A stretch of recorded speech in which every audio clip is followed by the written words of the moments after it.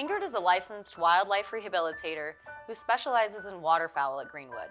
She's also the author of A Place to Heal, Life Lessons from Wild Animals. Can you tell us a little bit about your book?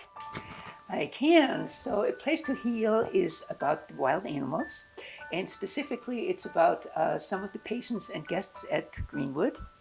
The book really focuses on what we can learn from wild animals. What inspired you to write the book?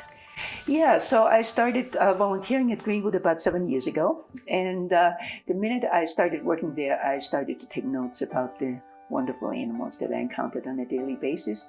And I write a journal all the time, and what I do, my specific style is somewhere between poetry and prose. So it's not really poetry because it doesn't have meters or rhymes or metaphors or images.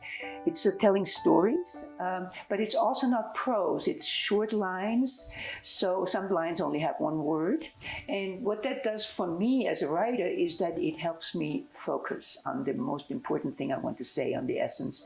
And for the reader or the listener, it also helps them to slow down and focus on that message. So anyway, as soon as I started at Greenwood, I also started writing about the animals, and I wrote about a goose. That was my first story that got shot and that we really didn't think we could release, but we eventually did.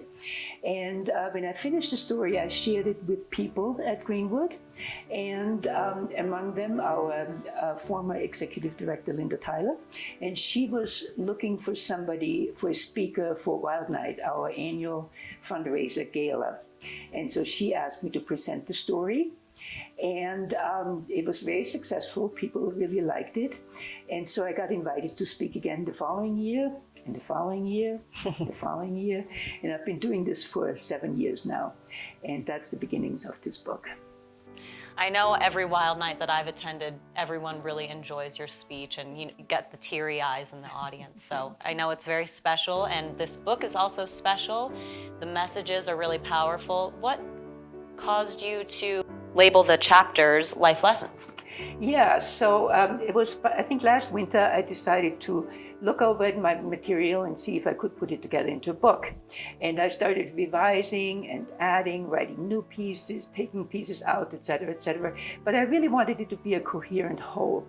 And I realized that the common thread through all these pieces is really what the animals can teach us.